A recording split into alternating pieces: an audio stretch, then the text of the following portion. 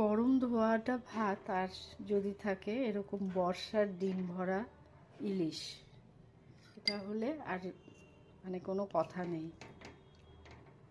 বাঙালির প্রিয় এই বর্ষার মাছ, ডিম ভরা ইলিশ।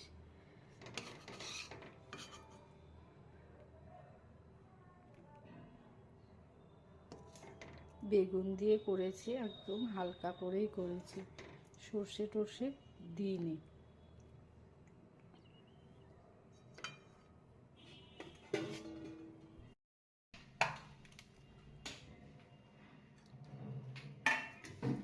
আর রয়েছে শুক্তো।